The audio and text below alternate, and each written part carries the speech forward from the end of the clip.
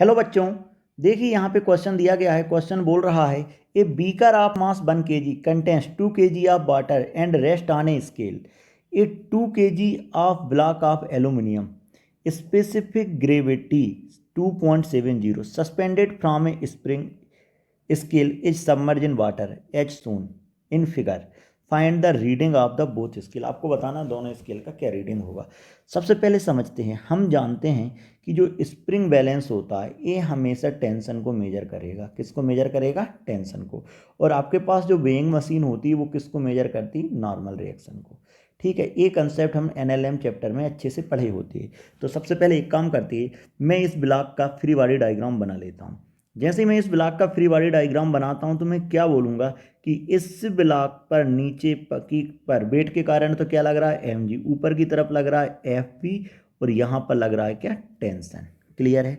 अब आपसे क्या बोला गया है? रेस्ट पर रखा हुआ है। ब्लॉक का मास कितना है? 1 kg। ठीक है। कंटेंस ये बीकर का मास है कितना केजी? 1 kg। बीकर का मास दिया गया है मेरे पास कितना केजी? 1 kg। और ब्लॉक का मास कितना दिया गया है? 2 kg। 2 kg वाटर दिया गया और 2 kg का ही क्या दिया गया है? ब्लॉक दिया गया है। ठीक है। तो सबसे पहले समझते हैं क्या अगर इक्विलिब्रियम में होगा तो ऊपर की तरफ क्या लगा? टेंशन। नीचे की तरफ क्या लगा? M g. ऊपर की तरफ क्या लगा? F b. अगर ये इक्विलिब्रियम की कंडीशन में होगा, क्योंकि तभी तो ये किसको? टेंशन को मेजर करेगा। तो क्या लिख सकता हूँ?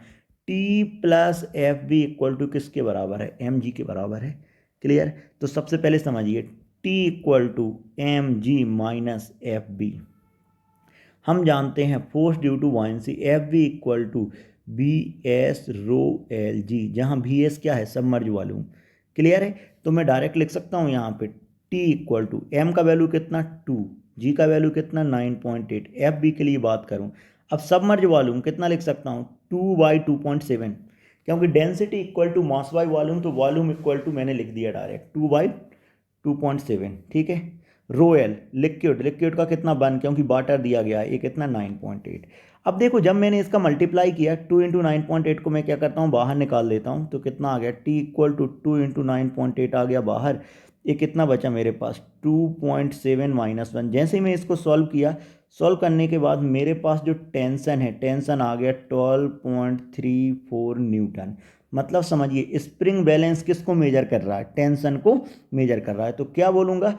स्केल का जो रीडिंग है, स्केल रीडिंग जो मेरे पास है वो कितना आ गया आपके पास?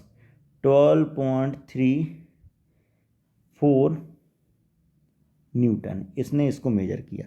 अपन अब बात करते हैं किसकी? वेइंग मशीन की। ठीक है। तो अपन क्या लिख सकते हैं? Lower balance weight. Lower balance weight. जैसे ही मैं लोअर बैलेंस वेट की बात करूंगा तो देखो भाई, एक तो मेरे पास वेट किसका लग रहा है? ब्लॉक। डब्ल्यू वी मतलब ब्लॉक का वेट लगा। ठीक है। अब वेइंग मशीन का दूसरा मैंने बोला वाटर का वेट, एक क्या? F b. तीनों चीज़ों को ये क्या कर रहा है? मेजर कर रहा है। एक कितना हो गया? 1 इंटू जी, एक हो गया 2 इंटू जी, और एक हो गया एफ बी। एफ बी की बात करूँ तो एफ बी का वैल्यू कितना आया था इसको सॉल्व करने के बाद? 7.25। ठीक है। इसको सॉल्व करने के बाद इस वाले पार्ट को तो मैं डायरेक्ट लिख सकता हूँ एफ बी इक्वल टू कितना आया था? 7.25 जी, सॉरी 7.25 न्यूटन एफ बी का वैल्यू। तो मैं क्या लिख सकता हूँ यहाँ पे? सब कुछ दिया गया है तो मेरे पास जो नॉर्मल रिएक्शन है जो इसने मेजर किया वो कितना किया? 36.65 न्यूटन। क्लियर है। तो मैं बोल सकता हूँ कि लोअर वेट है, लोअर ब्लॉक है, या फिर आपके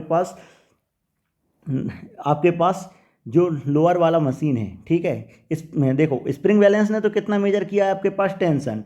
लेकिन आपके पास जो वेइंग मशीन है, वेइंग मशीन ने कितना मेजर किया? 36.65 Newton. Hope you understand the solution. Thank you.